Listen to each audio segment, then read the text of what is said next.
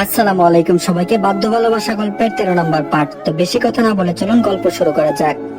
পদ্ম বলল, আপনি তো প্রথমে আপনার কাছে টেনে নিয়েছেন, এখন এমনটা বলছেন কেন? এখন একটু কাঁদি।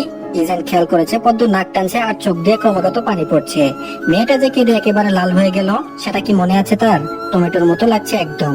ইজান বলল, না, আর একটু কাঁদা যাবে না, কাঁদলে অন্য কোথাও কাঁদো, আমার কাছে এসব চলবে না। পদ্মের আরো ঠেলে কান্না আসলো। মানুষটা ভীষণ স্বার্থপর, তার মনের কষ্টগুলো এখন অনুভব করতে পারছে না কেন?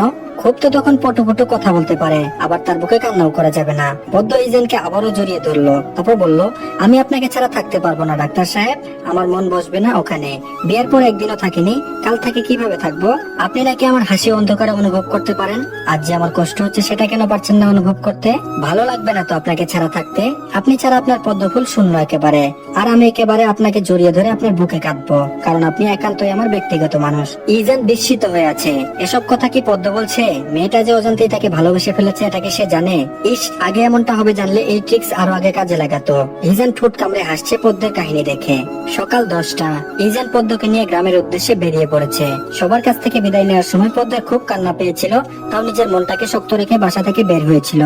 গাড়িতে উঠতেই মনটা হু হু করে উঠলো। 14 দিন যেন 1 বছরের মতো লাগবে তার কাছে। বিয়ের প্রথম গ্রামে যেতে খুব ইচ্ছে করছিল, এখন ঢাকা শহরে থাকতে মন চাচ্ছে। ইজান নিজে ড্রাইভ করছে, পাশের সিটে পদ্ম মন খারাপ করে বাইরে তাকিয়ে আছে। যতবার মনে পড়ছে ইজানকে ছাড়া থাকবে, ততবার যেন মনটা ভেঙে যাচ্ছে তার। অসহ্য ব্যথা একদম। মাঝে মাঝে পদ্ম ইজানের দিকেও তাকাচ্ছে। লোকটা একদম শান্তভাবে গাড়ি চালাচ্ছে। পদ্ম নীরবতা ভেঙে ইজানকে বলল, আমি যে চলে যাচ্ছি আপনার কষ্ট হচ্ছে না? ইজানের দৃষ্টি সামনের দিকে, পদ্মের দিকে একবারও তাকালো না। তারপর বলল, না, কষ্ট কেন হবে? তুমি তো এক্সাম দিতে যাচ্ছ, শেষ হলেই আবার চলে আসবে। পদ্মের মনটা আবারও ভেঙে গেল। তারপর বলল, জানি তো কষ্ট হচ্ছে না, আপনার মনে তো আমি নেই যে আমার জন্য কষ্ট হবে। কষ্ট তো হবে অন্য মেয়ের জন্য। ইজান গাড়িটা থামালো, অবাক চোখে পদ্মের দিকে তাকালো। ইদানিং তার ব্যবহারগুলোর সাথে অপরিচিত সে। গ্রামে যাচ্ছে এই সুখে বোধহয় পাগল হয়ে গিয়েছে। ইজান পদ্মের দিকে অনেকটা ঝুঁকে এলো, যা দেখে পদ্ম ঘাবড়ে গিয়েছে। তারপর বলল, কি বললে তুমি? পদ্ম থতমত খেয়ে গেল। তারপর বলল, না না, কিছু বলেনি। আপনি গাড়ি চালানো বন্ধ করলেন কেন? ইজান হেসে দিল, তাও আবার সে সুন্দর হাসিটা। উফ পদ্ম, আজ তুই শেষ হবে এই হাসি দেখে। ইজান আবারও ঠিকঠাক মতো বসলো। পদ্ম বুকে হাত দিয়ে নিঃশ্বাস নিচ্ছে। হঠাৎ এমন হওয়াতে ঘাবড়ে গেল অনেকটা। ইজান হেসে বলল, যাকে রেখে আসতে যাচ্ছি তার জন্যই তো কষ্ট হচ্ছে, কিন্তু আমি কষ্ট পাচ্ছি এটা দেখলে তো আর ম্যাডাম যেতে চাইবে না। পড়াশোনার বিষয়ে এত ভালোবাসা দেখাই না। পদ্ম মুখটাই বাঁকালো। ভেবেছিল ইজান দেখেনি, কিন্তু ইজান ঠিকই দেখে নিয়েছে। আর জানেও পদ্ম কেন এমন করছে। ইজান বলল, মুখ বাঁকিয়ে লাভ নেই, যদি এমন করো ইজান কিন্তু তোমাকে আর গ্রাম থেকে আনবে না। পদ্ম তেরা ভাবে উত্তর দিল, আমি নিজেই চলে আসবো। যদি একা না আসতে পারি তাহলে মা আর পুষ্পকে নিয়ে সোজা আপনার বাসায় চলে যাব। ইজান পদ্মকে রাগানোর জন্য বলল, তুমি গ্রাম থেকে এসে দেখবে তোমার সতীন অলরেডি তোমার বরের সাথে সংসার করছে।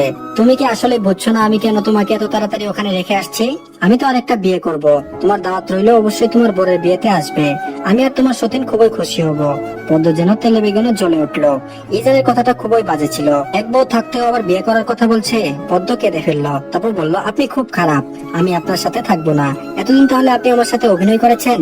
আমি তো জানি আপনার আমাকে ভালো লাগে না, কারণ আমি গ্রামের মেয়ে। আপনার চোখে তো শহরের মেয়েদেরকেই ভালো লাগে, আমাকে কেন লাগবে?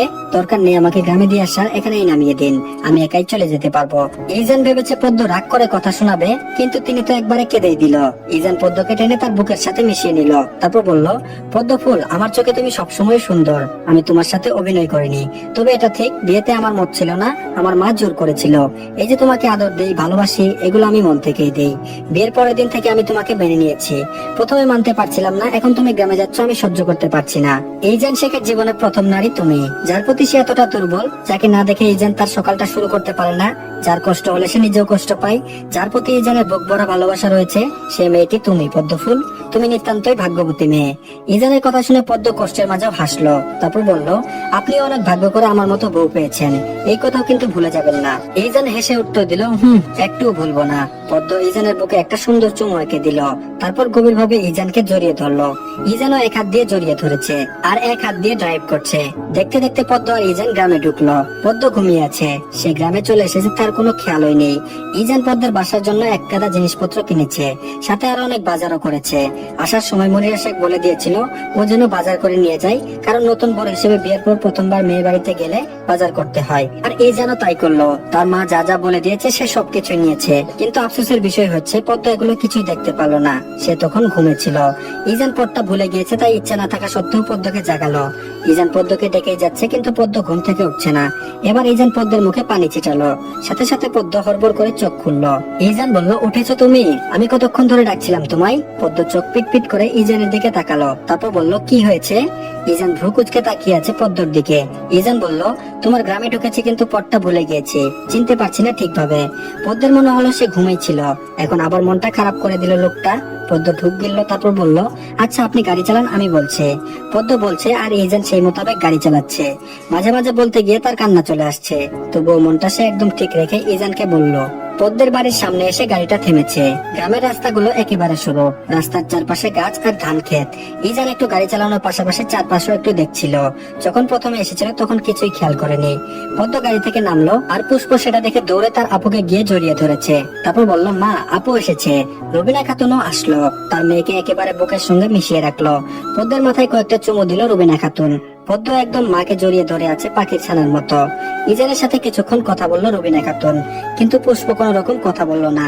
ইজান একবার ভুলবশত তাকিয়েছিল, কিন্তু মেয়ে তাকে দেখে মুখটা ভেঙিয়ে দিল। ইজান একেবারে হকচকিয়ে গেল, বুঝেছে এর রাগ এখনো কমেনি। ইজান শান্ত কণ্ঠে রুবিনা খাতুনকে বলল, তাহলে মা আমি এখন আসি। রুবিনা খাতুন অবাক হয়ে গেল, আসি মানে? এখনই চলে যাবে নাকি? নতুন জামাই প্রথম বাড়িতে এসেছো মাত্র, এখনো যাওয়ার কথা বলছে? রুবিনা খাতুন বলল, কি বলছো বাবা, এখন চলে যাবে মানে? ইজান সৌজন্যবোধ হাসলো। ইজান বলল, আসলে মা আজ কিন্তু আমার ডিউটি ছিল, তাও ছুটি নিয়েছি শুধুমাত্র পদ্মের জন্য। এখন আবার চলে যেতে হবে, কারণ কাল থেকে আমাকে ডিউটিতে ফিরতেই হবে। পদ্ম জানে সব। শেষের কথা বলার সময় ইজান পদ্মের দিকে তাকালো। মেয়েটা চোখ যে পানিতে টলমল করছে তা বোঝাই যাচ্ছে। ইজানের কথা কোনো মতেই রুবিনা খাতুন রাজি নয়, অন্তত আজ রাতটা থাকতে হবে। ইজান বলছে সম্ভব না, তাও তিনি জোর করছেন। ইজান অনুরোধের স্বরে বলল, আজ না মা, আমি তো আসবোই, আবার পরে একদিন না হয় থাকা যাবে, এখন আমাকে আসতে হবে। রুবিনা খাতুন বলল, দুপুরে খাবারটাও কি খেয়ে যেতে পারবে না? ইজান ভাবলো কিছুক্ষণ, তারপর ভেবে বলল, জি খেয়ে যাব। রুবিনা খাতুন খুশি হলো, সাথে পদ্মও। পদ্মের তো খুশি শেষ নেই, কিন্তু পুষ্প তৎক্ষণাৎ বলে উঠলো, এই লোককে আমাদের বাসায় খেতে দিব না। ওনাদের বাসায় যখন গিয়েছিলাম তখন উনি আমাকে একটু ঘোরাতে নেননি, আবার একদিন প্রায় দুপুরের সময় সকালের নাস্তা খেতে দিয়েছিলেন। পুষ্পের কথা শুনে ইজান লজ্জা পেল। এই বিচ্ছু মেয়ে একদম সরাসরি অপমান করে দেয়, কে জানতো? রুবিনা খাতুন পুষ্পকে চোখ রাঙাচ্ছে, এই মেয়ে কখনো ভালো হবে না। রুবিনা খাতুন বলল, বাবা তুমি কিন্তু কিছু মনে করো না ওর কথাই, ও এমনই। আমি কত বকি, কিন্তু সে বকা খাওয়ার পরও আবার ভুলে যায়। ইজান পুষ্পের দিকে তীক্ষ্ণ দৃষ্টিতে তাকালো, বলল, সমস্যা নেই মা। রুবিনা খাতুন পদ্মের উদ্দেশ্যে বলল, পদ্ম ইজান বাবাকে ভিতরে নিয়ে যা। ইজান পদ্মের সাথে ভিতরে ঢুকলো। পদ্ম ইজানকে তার রুমে নিয়ে গেল। পদ্ম রুমে গিয়ে শটান হয়ে শুয়ে পড়েছে। ইজান পকেটে হাত গুজে পদ্মের সোজাসুজি দাঁড়ালো। ইজান বলল, এসেছো তো ঘুমিয়ে ঘুমিয়ে, এখানে আমার ক্লান্ত হয়ে বিছানায় শুয়ে থাকার কথা, সেখানে তুমি কাজটা করছো। পদ্ম অন্যদিকে ফিরে গেল। ইজান এটা দেখে পদ্মের পাশাপাশি শুয়ে পড়েছে, তারপর বলল, চলেই তো যাবো একটু পর, তাও রাগ দেখাচ্ছ?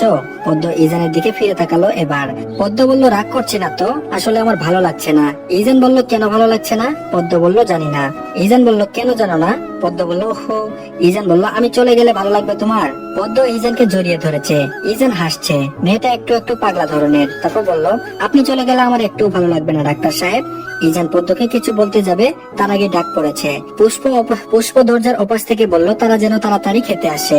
পদ্মের খাওয়া আগেই শেষ, কিন্তু ইজানের জন্য বসে রইল। তাদের খাওয়া শেষ করে পদ্ম আর ইজান রুমে আসলো। ভাবতেই মন কেমন করে উঠলো, কারণ এই তো এখনই ইজান চলে যাবে। পদ্ম আর ইজান পাশাপাশি বসেছে, দুজনে চুপ করে আছে। ইজান পদ্মের মাথায় হাত দিয়ে বলল, শোনো, এক্সাম গুলো ঠিকঠাক মতো দিবে। আমি হয়তো আসতেও পারি, আবার নাও আসতে পারি, চেষ্টা করবো আসার জন্য, কিন্তু তুমি ভালো মতো এক্সাম দিবে। পদ্ম বলল, হুম। ইজান ভেবেছে পদ্ম আর কিছু বলবে না, তাই সে বলল, তাহলে আমি আসি। হ্যাঁ, ঠিকঠাক মতো চলবে, আমি কল দিব তোমায়। পদ্ম ইজানের হাত ধরে বলল, এত তারা কিসের, আর একটু বসুন না। ইজান পদ্মকে মোবাইলটা দেখালো, যেখানে বড় বড় করে উল্লেখ করা 5:45 বাজে। দেখো, অলরেডি আমি লেট করে ফেলেছি অনেক, আমাকে তো বাসায় ফিরতে হবে, তাই না? পদ্ম এখন আবার কেঁদে উঠলো, তারপর বলল, আজ থাকলে কি এমন ক্ষতি হতো? ইজান হেসে হেসে পদ্মের গালে হাত বোলাতে বোলাতে বলল, এ দুদিন যতবার কেঁদেছো জীবনেও মনে হয় এতবার কাঁদনি। পদ্ম ইজানকে অবাক করে দিয়ে একটা কাজ করলো। পদ্ম ইজানের উষ্ঠে তার উষ্ঠ ছুঁয়ে দিল। মুহূর্তেই পদ্ম নিজেই চোখটা বন্ধ করে ফেললো, কিন্তু ইজান বেটা তো ছাড়লো না। পদ্ম অনেক কষ্টে ছাড়িয়ে নিল নিজেকে। অধিক মুখ রেখে বলল, আপনি কোনো মেয়ের দিকে তাকাবেন না ডাক্তার সাহেব, পদ্মফুল কিন্তু রাগ করবে। এবার আপনি আসতে পারেন। পদ্মের পরীক্ষা শুরু হয়েছে 4 দিন হলো, এর মাঝে 2টো পরীক্ষাও শেষ। খুব মনোযোগ দিয়ে পড়াশোনা করছে, কারণ ইজান প্রতি রাতে কল দিয়ে হুমকি দেয়, যদি কোনো সাবজেক্টে 80+ নাম্বার ছুটে যায় তাহলে ইজান তাকে বাসায় নিবে না। জানে এগুলো মজা করে বলে, তবুও নিজের মান সম্মান শ্বশুর বাড়ির কাছে রাখার জন্য ভালো করে পড়াশোনা করে, যে করেই হোক একটা মানসম্মত রেজাল্ট করা লাগবে। তো রোববার গণিত পরীক্ষা, সেই হিসেবে পদ্ম দিনরাত অঙ্ক নিয়েই বসে আছে। এই এক বিষয় যেটাতে পদ্ম খুবই দুর্বল, শত মন দিয়ে চেষ্টা করলেও পারে না। পদ্ম পড়ার টেবিলে বসে আছে, তার মাথা আর কাজ করছে না, এই সাবজেক্টটা নিয়ে আর পারে না। ইজান কল করেছে, পদ্ম পড়ার টেবিল থেকে উঠে গিয়ে কলটা রিসিভ করলো। ইজান শান্ত কণ্ঠে বলল, কি করছো পদ্ম ফুল? পদ্ম চিন্তিত হয়ে বলল, আমার আর ভালো লাগছে না, এত চিন্তা মাথায় নিতে পারছি না। পদ্মের কথায় ইজান ভ্রু কুচকালো আর বলল, কি এমন হয়েছে এমন কথা বলছো? ইজান বলল, কি হয়েছে বলবে তো, না বললে বুঝবো কিভাবে? পদ্ম বলল, আমি অঙ্ক পারছি না, আপনি তো আমাকে বলে দিয়েছেন যে প্রতি বিষয়ে 80 এর উপর নাম্বার থাকতে হবে। আচ্ছা আপনি বলুন, আমি কি এত ভালো শিক্ষার্থী যে এমন রেজাল্ট হবে আমার? সব বিষয় ঠিক আছে, গণিত বিষয়টাকে একটু ছাড় দিলে হয় না? ইজান পদ্মের কথায় শব্দ ছাড়া হাসলো। এই মেয়েটার জন্য এত টেনশন করছিল, হাস্যকর ব্যাপার। পরক্ষণে ইজান গম্ভীর কণ্ঠে বলল, কোনো ছাড় দেওয়া যাবে না ম্যাডাম, আমি তো এত ভালো মানুষ নই। পদ্ম রেগে গেল, এই বিষয়ে একটু ছাড় দিলেও পারতো, বড্ড বাজে লোক একদম। তারপর বলল, আপনাকে কে বলেছে আপনি ভালো মানুষ? পচা লোক, আপনি মোটেও ভালো মানুষ নন। ইজান এবার শব্দ করে হাসলো। ইজানের হাসির শব্দ শুনে পদ্মের রাগ নিমিষে চলে গেল, সেও হাসছে। ইজান বলল, আমার পদ্ম ফুলের রাগী কথাগুলো এত মজা লাগে কেন বলো তো? পদ্ম কথাটা শোনা মুহূর্তেই চোখটা বন্ধ করে ফেললো। পদ্ম উত্তর দিচ্ছে না দেখে ইজান বলল, আচ্ছা তাহলে কলটা রেখে দেই আমি। পদ্ম সাথে সাথে বলল, না না। আচ্ছা আপনি এখন কি করছেন? ইজান বলল, এক জায়গায় দাঁড়িয়ে আছি, যেখানে একজনের পারমিশন ছাড়া ভিতরে যাব না। পদ্ম কথাটা বুঝলো না, ইজান আসলে কি বলছে। পদ্ম বলল, বুঝিনি, কি বলছেন? ইজান একটা নিঃশ্বাস ছাড়লো, তারপর বলল, তোমার আমাকে এখন এই মুহূর্তে দেখতে মন চাচ্ছে? পদ্ম ঠোঁট কামড়ে ভাবলো কি বলবে। দেখতে মন চাইলে কি আপনি আসবেন নাকি? আর এখন তো আসা সম্ভব না, কত দূরের পথ। ইজান বলল, আমি বলেছি তোমার এখন আমাকে দেখতে মন চাচ্ছে কিনা, আর তুমি বলছো আসবেন নাকি, কত দূরের পথ। আমি যেটা জিজ্ঞেস করছি সেটা বলো, অতিরিক্ত কথা বলা পছন্দ না। পদ্মের তো ঠিকই মন চাচ্ছে, কিন্তু ইজানকে কথাটা বলবে কিভাবে? পদ্ম কথা বলছে না দেখে ইজান ধমক দিল, তারপর বলল, কথা বন্ধ কেন? তো দুবার জিজ্ঞেস করছি, আমার কথা কি গায়ে লাগছে না তোমার? পদ্ম আমতা আমতা করে বলল, ভীষণ মন চাচ্ছে। ইজান হাসলো, তারপর বলল, তাহলে দরজা খুলো। পদ্ম অবাক হয়ে গিয়েছে, দরজা খুলবে কেন? পদ্ম বলল, দরজা কেন খুলবো? এখন তো রাত প্রায় 12টা বাজে, আমার তো ভয় লাগছে। ইজান বিরক্ত হলো, একে আসলে কিছু বুঝতে পারছে না। ইজান বলল, কোলটা কেটো না, যাও দরজা খুলো, একটা সারপ্রাইজ ওয়েট করছে তোমার জন্য। পদ্ম কিছু বলল না, ইজানের কথা মতো কলটাও কাটলো না, আস্তে আস্তে গিয়ে দরজা খুলছে। যদিও ভয় পাচ্ছে, কারণ এত রাতে সে দরজা খুলবে, কাউকে ভয় না পেলেও ভূতকে ভয় পায়। যদি হঠাৎ দরজা খুলতে সামনে এসে পড়ে, ঠিক এই কথাগুলো মনে করে পদ্মের পা চলছে আবার চলছে না। পদ্ম আল্লাহ আল্লাহ করতে করতে গিয়ে দরজা খুলছে। পদ্ম দরজা খুলে 404 ভোল্টেজের শক খেলো। এদিকে ইজান দাঁত দেখিয়ে হেসে দাঁড়িয়ে আছে। পদ্ম অবাক হয়ে পিছনে ফিরলো, ভেবেছে এটা মিথ্যে, আবার ইজানের দিকে ফিরে তাকালো, এটা স্বপ্ন নয় তো। তাড়াতাড়ি নিজের হাতে একটা চিমটি কাটলো, না এটা তো আসলে ইজান দাঁড়িয়ে আছে। পদ্মের রিয়াকশন দেখে ইজান হাসছে, নিশ্চয়ই সে খুব বড় অবাক হয়েছে। ইজান হেসে পদ্মকে জড়িয়ে ধরলো, পদ্মের মাথায় হাত বুলিয়ে বলল, পদ্ম আমি ইজান, এত অবাক হওয়ার কিছু নেই। পদ্ম অবাক হয়ে তার কথা বন্ধ হয়ে গিয়েছে, তারপর বলল, সত্যি এটা আপনি তো? ইজান হেসে দিল, বলল, হ্যাঁ এটাই আমি। পদ্ম বলল, অবিশ্বাস্য, কিন্তু আপনি এখানে কেন? ইজান ভ্রু কুচকালো, পদ্মকে ছেড়ে দিল, তারপর বলল, ওকে আমি তাহলে চলে যাচ্ছি। পদ্মের চোখ বড় বড় হয়ে গেল। পদ্ম বলল, এই না না, যাবেন না। ইজান বলল, তাহলে এখন কি করব? পদ্ম ইজানের হাত ধরে বলল, ভিতরে আসুন। ইজান পদ্মকে বলল দাঁড়াতে, সে নাকি গাড়ির চাবি রেখে আসছে। ইজান চাবি নিয়ে আসছে, সাথে আরো কিছু ব্যাগও। পদ্ম ব্যাগগুলোর দিকে তাকালো, বলল, এগুলো কি? ইজান ব্যাগগুলো রাখলো ভিতরে এনে, তারপর বলল, তোমার যে ডেঞ্জারাস বোন আছে বাবারে, সে জানি কখন আবার কি বলে অপমান করে ফেলে। তার কথাগুলো খুবই জঘন্য, দুলাভাই হিসেবে একদিনও ভালো করে কথা বলিনি, এমনি দেখা গেল অপমান করে। এখন যদি জানে খালি হাতে শ্বশুর বাড়িতে এসেছি, আমার ইজ্জত পানি পানি করে দিবে। পদ্ম হেসে দিল ইজানের কথা শুনে। এই দু মানুষের কখনো মিল হয়নি, ভবিষ্যতে হবে কিনা সন্দেহ আছে। তারপর বলল, আচ্ছা এগুলো এখানে থাকুক, আপনি ভিতরে যান, আমি আসছি। ইজান বলল, কোথায় যাবে? শোনো, কাউকে এখন বলার দরকার নেই, সবাই ঘুমিয়ে আছে, যদি বলেছে তো তাহলে আমি চলে যাব। কিন্তু পদ্ম বলল, আচ্ছা বলবো না, কিন্তু আপনি কি কিছু খাবেন না? ইজান বলল, আমি খেয়ে এসেছি, রুমে চলো এখন। পদ্ম ইজানের সাথে রুমে আসলো। ইজান ওয়াশরুমে গেল ফ্রেশ হতে। এই ফাঁকে পদ্ম ইজানের জন্য এক কাপ চা বানিয়ে নিয়ে আসলো। বলেছে খেয়ে আসছে, তাই বলে এখন কি তাকে কিছু খেতে দিবে না নাকি? এজন্য চা বানিয়ে আনলো। পদ্ম চা তো বেশি পছন্দ করে না, তাই আর নিজের জন্য বানালো না। তো ধন্যবাদ সবাইকে, আজকের পার্টটি এই পর্যন্তই। পরের পার্টের লিংক কমেন্ট বক্সে আর ডিসক্রিপশন বক্সে দেওয়া আছে, সবাই দেখে নিন। আসসালামু আলাইকুম সবাইকে, বাধ্য ভালোবাসা গল্পের 14 নম্বর পার্ট। তো বেশি কথা না বলে চলুন গল্প শুরু করা যাক। ইজান শার্ট চেঞ্জ করে এখন টি শার্ট পরেছে, দেখে মনে হচ্ছে গোসল করেছে, কারণ চুল থেকে বিন্দু বিন্দু পানি গড়িয়ে পড়ছে। পদ্ম বলল, আপনি গোসল করেছেন? ইজান মাথা নাড়ালো। পদ্ম ইজানের সামনে চা নিয়ে দাঁড়ালো। ইজান বলল, চা বানিয়েছো কেন? পদ্ম বলল, আপনাকে কি না খাইয়ে রাখবো নাকি? ইজান বলল, চা খেলে আমার পেট ভরবে বলে তোমার মনে হয়? পদ্ম অসহায় দৃষ্টিতে তাকালো ইজানের দিকে। পদ্ম বলল, আপনি না খেয়ে এসেছেন? ইজান পদ্মের অধরে হাত রাখলো, তারপর বলল, আমার তো মন অন্য কিছু খেতে যাচ্ছে। পদ্ম সরে আসলো ইজানের থেকে। পদ্ম বলল, দেখুন এসব ভালো লাগছে না, আপনি চা খান। ইজান বলল, দাও। ইজান চাটা মুখে দিয়ে চেহারাটা বিকৃত করে ফেললো। পদ্ম ভরকে গেল। চা মনে হয় ভালো হয়নি। পদ্ম বলল, ভালো হয়নি? ইজান বলল, চিনি দাওনি একটু? বিশ্বাস না হলে খেয়ে দেখো। পদ্ম খেয়ে দেখলো, ঠিকই চিনি দেয়নি, একদম পানির মতো লাগছে চা। পদ্ম ইজানের হাত থেকে চায়ের কাপটা নিয়ে নিল, তারপর বলল, থাক, আপনার আর চা খেতে হবে না, আপনি ঘুমিয়ে পড়ুন, জার্নি করে এসেছেন। ইজান তার হাত দিয়ে সামনের চুলগুলো পিছনে নিল, তারপর বলল, তোমার না মেথে প্রবলেম? পদ্ম বলল, হুঁ। ইজান বলল, চলো দেখি কোথায় প্রবলেম। পদ্ম বলল, এখন অঙ্ক করব না। ইজান ধমক দিল, বলল, করতে হবে। ইজান পদ্মের হাত ধরে টেনে টেবিলে বসালো। পদ্মের পাশের চেয়ার টেনে নিজেও বসলো। ইজান পদ্মের এই অবস্থা দেখে যা বুঝলো সে কিছুই পারে না। ভেবেছিল পদ্ম অনেক ভালো স্টুডেন্ট, এখন দেখি ঘোড়ার ডিম সে। প্রায় 5টা অঙ্ক করে দিল ইজান। এখন পদ্মকে প্রচন্ড ঘুমে ধরেছে, চোখ মেলে তাকাতে পারছে না একটু। পদ্ম বলল, আমার ঘুম আসছে, চলুন না ঘুমাতে যাই। ইজান পদ্মের কথা মতো ঘুমাতে গেল। পদ্ম ওদিক ফিরে শুয়ে পড়লো, যেটা ইজানের সহ্য হলো না। পিছন থেকে পদ্মকে জড়িয়ে ধরলো ইজান। পদ্মের ঘাড়ে মুখ লুকালো। এবার শান্তি লাগছে ইজানের। ইজান বলল, এতদিন এটাই মিস করতেছিলাম পদ্ম ফুল। পদ্ম চিমটি কাটলো ইজানের হাতে। ইজান আরেকটু গাঢ় করে জড়িয়ে ধরলো। ইজান বলল, একটু ভালোবাসার কথা বলতে পারবো না? সকাল 5টা। পদ্ম তাড়াতাড়ি উঠে পড়লো, কারণ তার মাকে বলতে হবে ইজান এসেছে, তার জন্য নাস্তা বানানো লাগবে। এখন যদি না বলে তাহলে মা তাকে ইচ্ছে মতো বকবে। পদ্ম আস্তে করে ইজানের হাত এক পাশে রাখলো, হাত দিয়ে চুল খোপা করে দরজা খুলে বেরিয়ে গেল। রুবিনা খাতুন খুব রাগ করলেন, কারণ তাকে কোনো কিছু বলা হয়নি। আরো ইজানও কিছু খায়নি শুনে তিনি পদ্মকে 1000টা বকা দিলেন। রুবিনা খাতুন এখন ইজানের জন্য নাস্তা বানাচ্ছে। পদ্ম তার মায়ের পাশে বসে আছে। সকাল 9টা। পদ্ম ইজানকে ঘুম থেকে উঠানোর জন্য রুমে আসলো। ইজান আগেই উঠে বসে আছে, ফোন নিয়ে ঘাটাঘাটি করছে। পদ্ম ঠিক ইজানের সোজাসুজি দাঁড়ালো, তারপর বলল, ফ্রেশ হয়েছেন? ইজান বলল, হুঁ। তুমি কোথায় ছিলে এতক্ষণ? ঘুম থেকে উঠে পাইনি কেন তোমায়? পদ্ম বলল, আমি মায়ের কাছে গিয়েছিলাম, মা খুব বকেছে আমায়, কেন জানাইনি আমি। আচ্ছা, খেতে আসুন এখন। ইজান বলল, আগে তো স্পেশাল কিছু পাই, তারপর খাবো। পদ্ম বলল, স্পেশাল কিছু কি আবার? ইজান বলল, উফ, তুমি এত বোকা কেন পদ্ম ফুল? আমার মনের ভাষা বুঝতে পারো না? কবে তুমি বড় হবে বলো তো? ইজান পদ্মকে টেনে তার কোলে বসালো। পদ্ম হকচকিয়ে গেল। পদ্মের গালে সুন্দর করে চুমু বসিয়ে দিল। পদ্ম ইজানের হাত খামচে ধরলো। তাদের এই মুহূর্তে পুষ্পের আগমন ঘটলো। পুষ্প বলল, আপু, মা ডাকছে। দুর্ভাগ্যবশত পুষ্প দেখে ফেললো, সাথে সাথে পুষ্প ওদিক ফিরে গেল। পুষ্প বলল, ছি ছি, এসব কি দেখলাম? পদ্ম জোর করে ইজানের থেকে নিজেকে ছাড়িয়ে নিয়েছে। ইস, এমনটা না হলেও পারতো। এখন পুষ্পের সামনে মুখ দেখাবে কি করে? ইজান শান্ত করতে বলল, ছি ছি করো না, দোষটা তোমারই ছিল, তুমি ভুল করে এসে পড়েছ, এগুলো আবার কারো কাছে বলতে যেও না। ইজান পুষ্পকে তার গাড়ি দিয়ে ইচ্ছে মতো ঘুরিয়েছে। এখন পুষ্পের কোনো রাগ নেই ইজানের প্রতি, বরং ইজান যদি গ্রামে আসে তাহলে সবচেয়ে বেশি খুশি হয় পুষ্প। দেখতে দেখতে পদ্মের পরীক্ষাও শেষ হয়ে গেল। আজ সে আবারও ঢাকা শহরে দ্বিতীয়বারের মতো পা রাখবে। এ যেন এক অদ্ভুত অনুভূতি। প্রথমবার যেমন লেগেছিল এবারও ঠিক ওরকমই লাগছে। পদ্ম তার ব্যাগ গোছাচ্ছে আর মুস্কি মুস্কি হাসছে। পদ্মের হাসি দেখে পুষ্পের রাগ হলো ভীষণ। পদ্ম চলে যাবে দেখে সে মন খারাপ করে বসে আছে, আর এদিকে পদ্ম হেসে যাচ্ছে। এক প্রকার রাগ হয়ে পুষ্প পদ্মের সাথে কথা বলছে না। রুবিনা খাতুনেরও মনটা খারাপ হয়ে আছে, তার মেয়ে এতদিন ছিল আজ চলে যাবে। পদ্ম এবার গ্রাম থেকে আসার সময় কান্না করছে, যেটা দেখে ইজান খুব বিরক্ত হয়েছে। এখনো গাড়িতে বসে ক্রমাগত চোখের পানি ফেলছে। ইজান বলল, তোমার আসলে সমস্যা কি বলতো?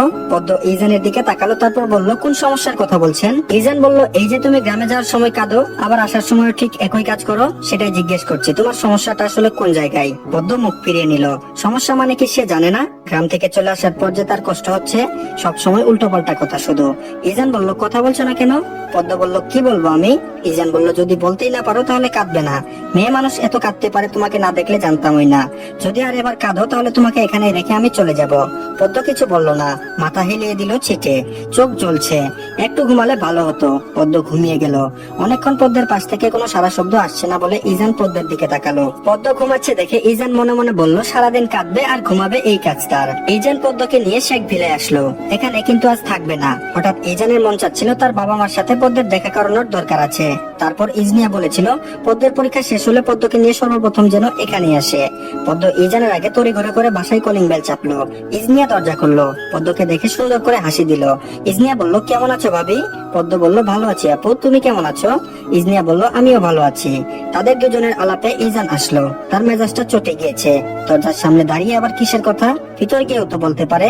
ইজান বলল, ইজনিয়া সর সামনে থেকে, তুই যেভাবে দাঁড়িয়ে আছিস মনে হচ্ছে আমাদের ভিতরে ঢুকতে দিবি না, আর এখানে দাঁড়িয়ে কিসের কথা? ইজনিয়া সরে আসলো। ইজান দ্রুত পায়ে উঠে নিজের রুমে চলে গেল। পদ্ম ইজনিয়ার সাথে কথা বলতে বলতে মুনিরা শেখের কাছে যাচ্ছে। মুনিরা শেখ পদ্মকে জড়িয়ে ধরে বলল, কেমন আছো পদ্ম? পদ্ম বলল, ভালো আছি মা, আপনি কেমন আছেন? বাবা কি বাসায় নেই? মুনিরা শেখ হাসলো, তারপর বলল, আমিও ভালো আছি। না, সে কি আর বাসায় থাকে বলো? আচ্ছা তুমি এত দূর থেকে এসেছো, ফ্রেশ হতে যাও, পরে না হয় কথা বলা যাবে।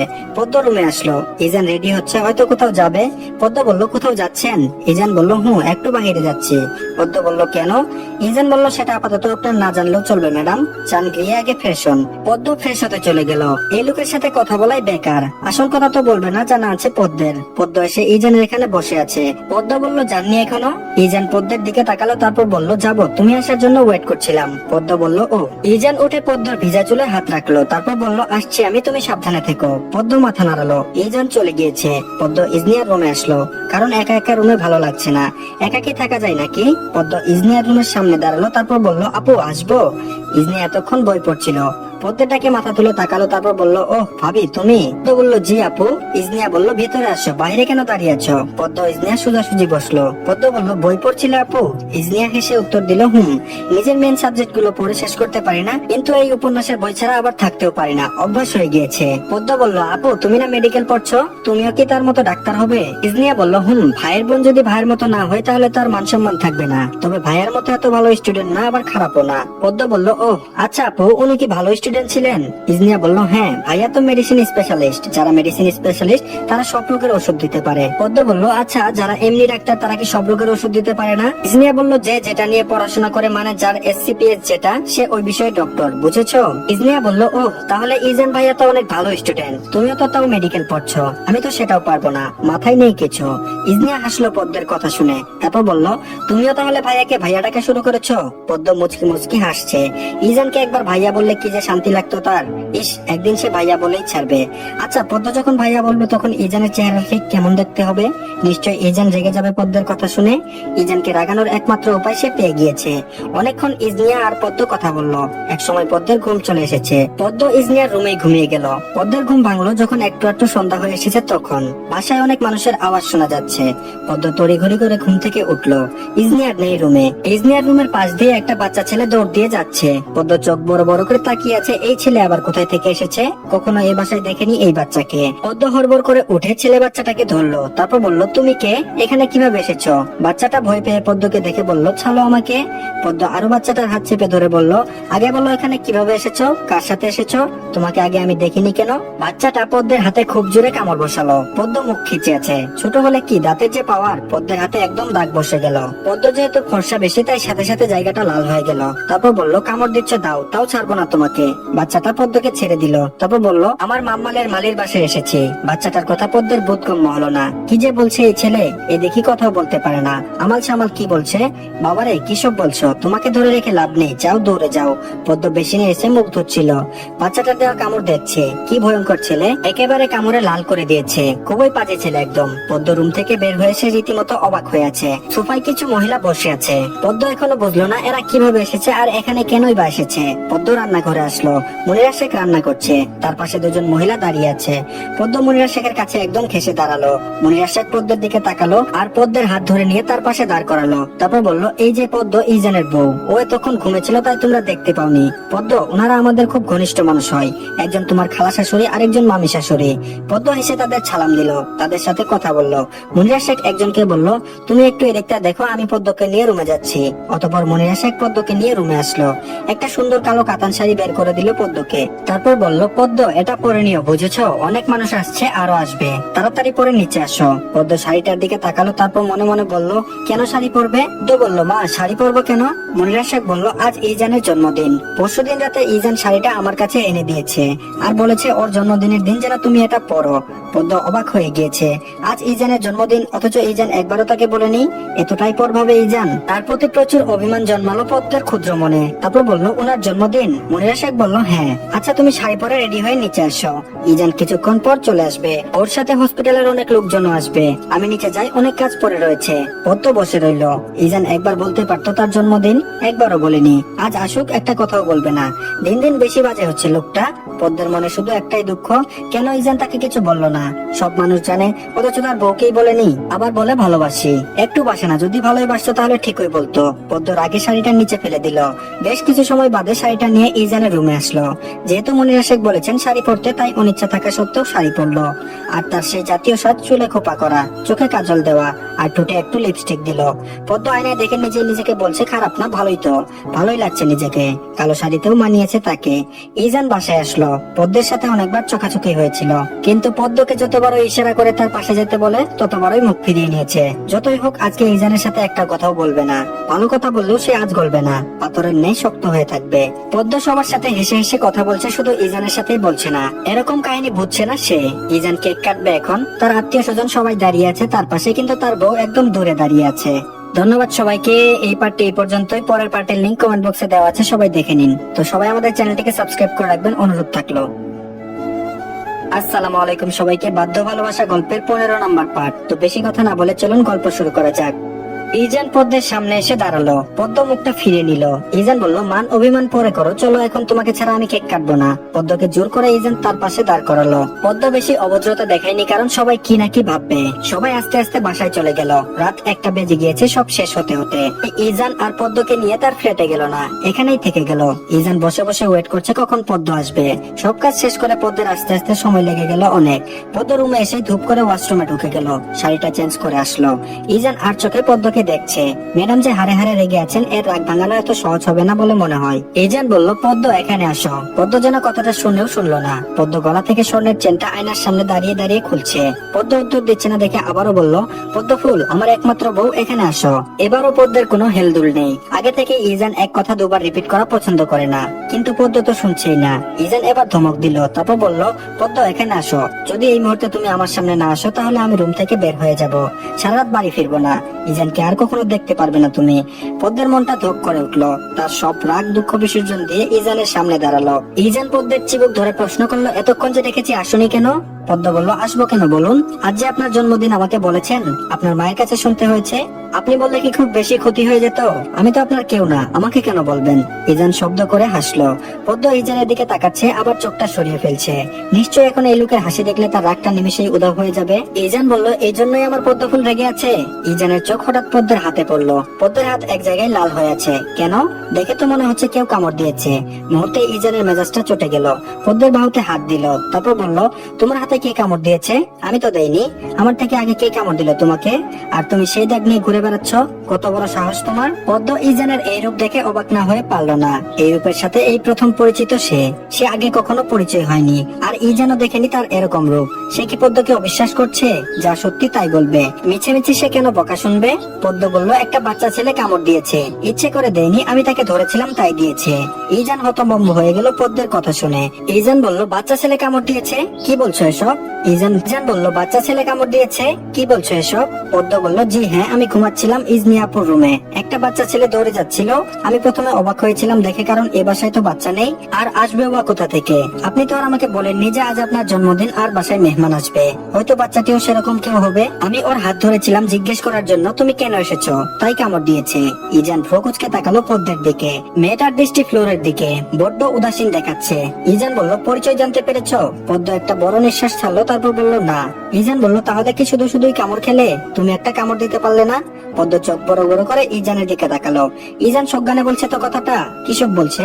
বাচ্চাটার সাথে কি বাচ্চা হয়ে যাবে নাকি ও? পদ্ম বলল, বাচ্চাটা আমাকে কামড় দিয়েছে বলে কি আমি তাকে কামড় দিব? এতটাও নির্বোধ আমি না।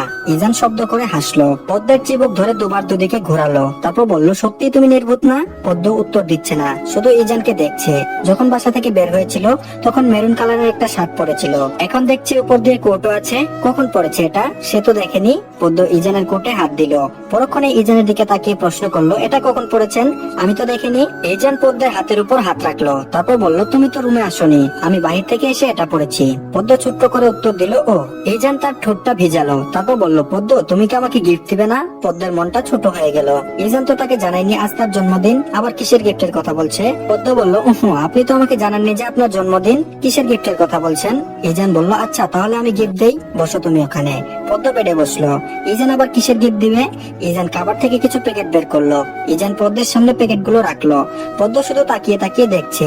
আজ ইজানের জন্মদিন, অথচ পদ্ম গিফট পাচ্ছে। বিষয়টা অস্বাভাবিক হয়ে গেল না? পদ্ম বলল, এগুলো কি? পদ্ম ইজানের দিকে তাকিয়ে প্রশ্ন করছে। তারপর ইজান বুকে হাত গুজে গম্ভীর স্বরে বলল, নিজে খুলে দেখো।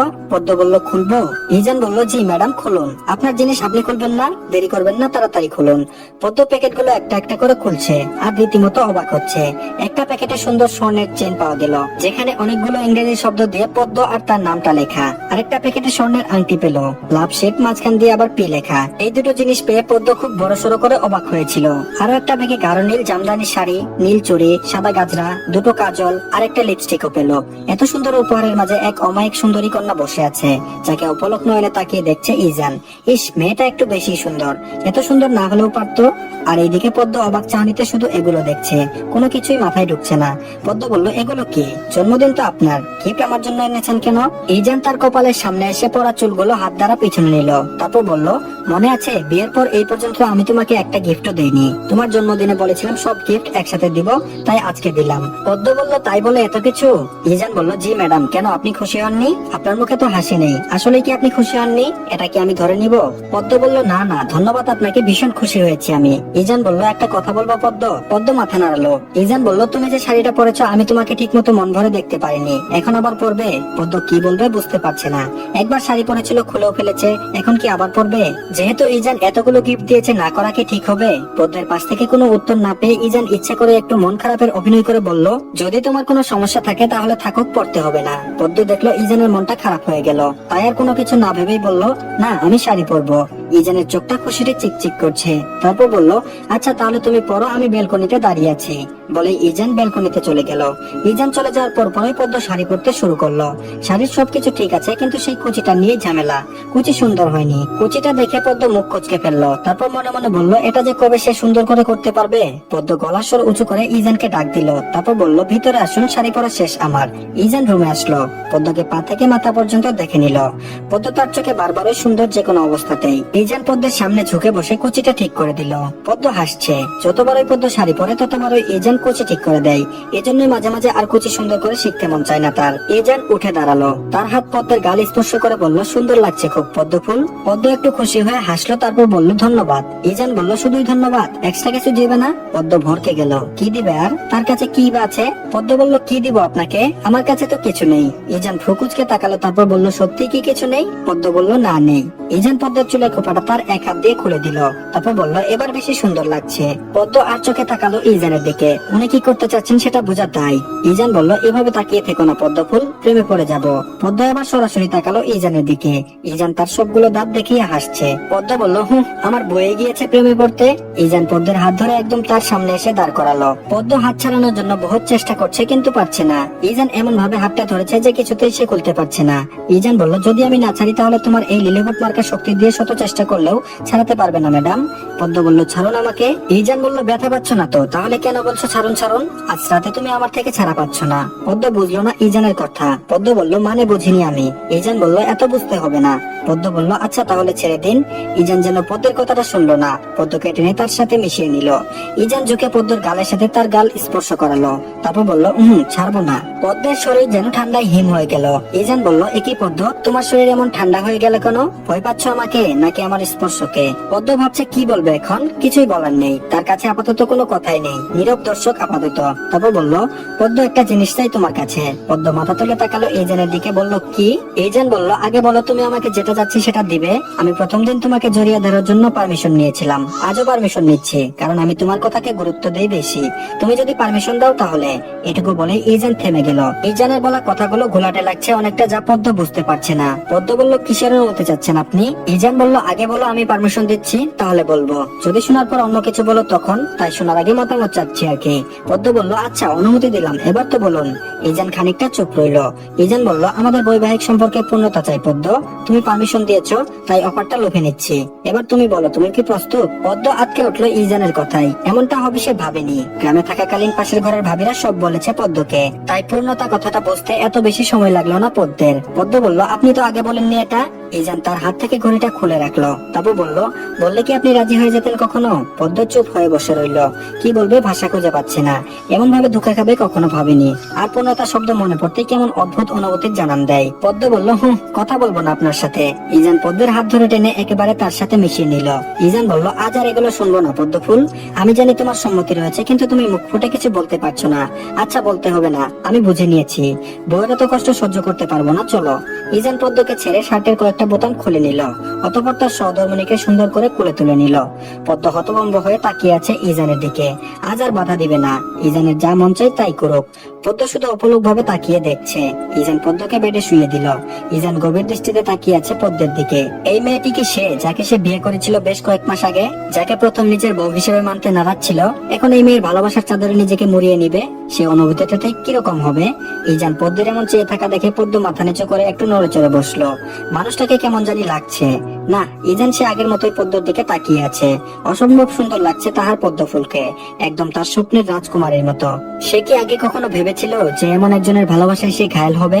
চোখ ধাঁধানো সুন্দরী পদ্ম ফুল। পদ্ম যেন পদ্ম ফুলের মতোই সুন্দর আর স্নিগ্ধ। ইজান পদ্মের ঘাড়ে মুখ ডুবালো। পদ্ম চোখ বন্ধ করে আছে। হাতটা এমনিতেই ইজানের মাথায় চলে গেল। ইজানের চুলগুলো টেনে ধরেছে। পদ্ম খুব ভালো করে ইজানের দাড়িগুলো অনুভব করতে পারছে। বেহায়া দাড়ি একদম। পদ্ম কিছুক্ষণ পর মৃদু কামড়ের আভাস পেল, যেটা আস্তে আস্তে দৃঢ় হচ্ছে। পদ্মের চোখ থেকে দুপোটা পানি গড়িয়ে পড়লো। ইজানের মনে তো এক অদ্ভুত শান্তি লাগছে, আর পদ্মের সব ঘোলাটে লাগছে। বারবার পদ্মের চোখ ঝাপসা হয়ে যাচ্ছে। ইজান মাথা তুলে পদ্মকে দেখে নিল। পদ্মের চোখটা মুছে দিল। তারপর পদ্মের উষ্ঠে ইজান তার উষ্ঠ মিলিয়ে দিল। দুজনের নিঃশ্বাস গাঢ় হয়ে এসেছে। অসম্ভব সুন্দর এক অনুভূতি। ইজান এই দিনটির জন্যই এতদিন অপেক্ষা করছিল। আজ সেই সুন্দর এবং শ্রেষ্ঠ দিন। অতঃপর পূর্ণতা। সকাল 9টা। ইজান চোখ খুলে পদ্মকে দেখছে। ইজানের বুকে পাখি ছানার মতো লেপ্টে আছে, গুটিসুটি মেরে ছুঁয়ে আছে। তার মাঝে প্রথম বলেছিল মেয়েটা মায়াবী, ঠিকই বলেছিল। পদ্মের চেহারায় অদ্ভুত এক মায়া আছে। কি সুন্দর করে ঘুমাচ্ছে, আর ইজানের দেওয়া ভালোবাসাগুলো স্পষ্ট দেখা যাচ্ছে। ইজানের মনে প্রশান্তি নামক এক হাওয়া বয়ে গেল। পদ্মকে এখন একদম মিসেস ইজান শেখ লাগছে। তো ধন্যবাদ সবাইকে। আজকের পার্টটি এই পর্যন্তই। তো পরবর্তী পার্টের লিংক আমি কমেন্ট বক্সে দিয়ে দিচ্ছি, সেখান থেকে দেখে নিন। আর অবশ্যই আমাদের চ্যানেলটি সাবস্ক্রাইব করে রাখবেন। তো ধন্যবাদ সবাইকে, ভালো থাকবেন সবাই।